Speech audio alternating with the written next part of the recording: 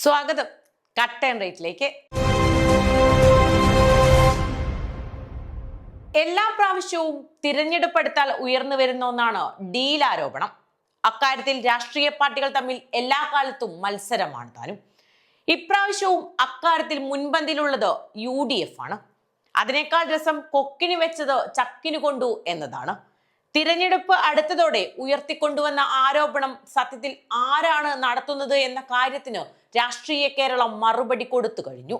SDPI എന്ന party തങ്ങളുടെ നിലപാട് ചങ്കൂറ്റത്തോടെ വ്യക്തമാക്കിയപ്പോൾ എല്ലാം ഉൾട്ടയായി മാറിയത് UDF-നാണ്. ചോദ്യങ്ങൾക്കൊന്നും ഇനി സതീശന് ഉത്തരമുണ്ടാകില്ല.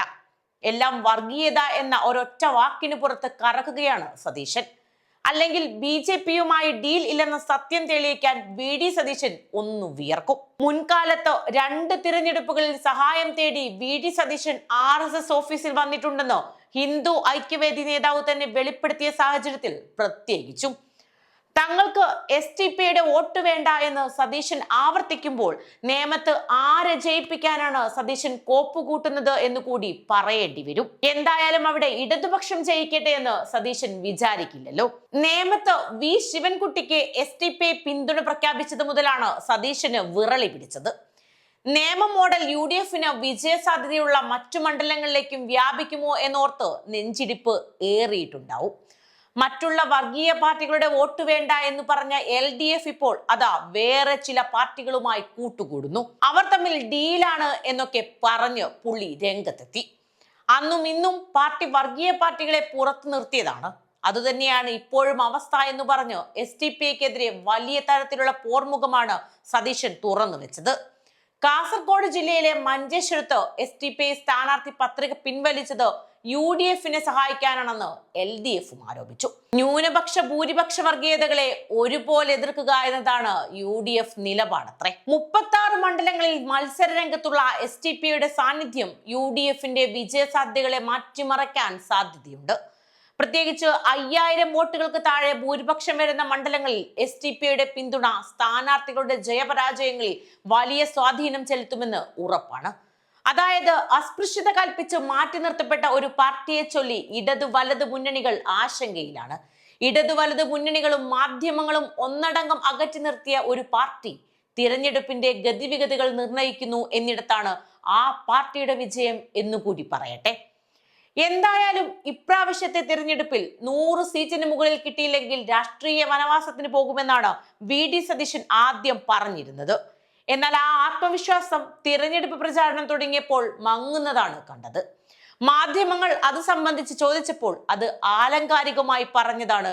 തിളക്കമാർന്ന വിജയം കിട്ടിയില്ലെങ്കിൽ എന്നാണ് പറഞ്ഞത് എന്നാക്കി തിരുത്തി. തിരഞ്ഞെടുപ്പ് അടുത്തതോടെ സതീശൻ ഒന്നുകൂടി വിരണ്ട മട്ടാണ്. ആ ഫ്രസ്ട്രേഷൻ സതീശന്റെ ശരീരഭാഷയിലും വാക്കുകളിലുമുണ്ട്.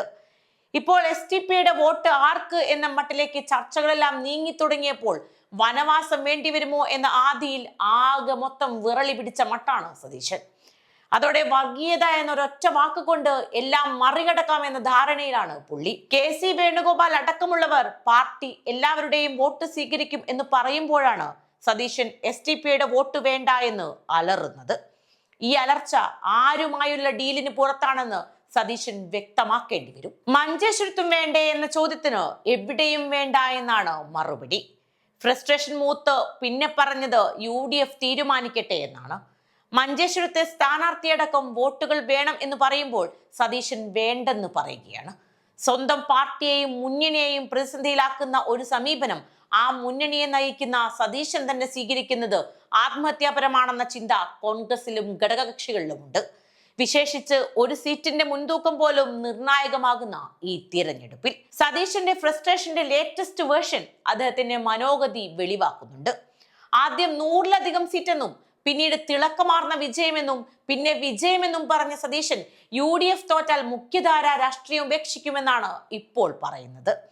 ആത്മവിശ്വാസത്തിന്റെ ഏറ്റവും താഴ്ന്ന പടിയിൽ കിടന്നാണ് ഇപ്പോൾ സതീശൻ അവർകൾ നിലകൊള്ളുന്നത്. സതീശന്റെ മനോനിലയുടെ രസകരമായ പ്രകാശനം ഒരു ചാനലിലെ ഉയർന്ന പദവിയിലുള്ള മാധ്യമ പ്രവർത്തകന്റെ അദ്ദേഹത്തോടുള്ള ചോദ്യത്തിന്റെ ഉത്തരത്തിൽ വ്യക്തമാണ്.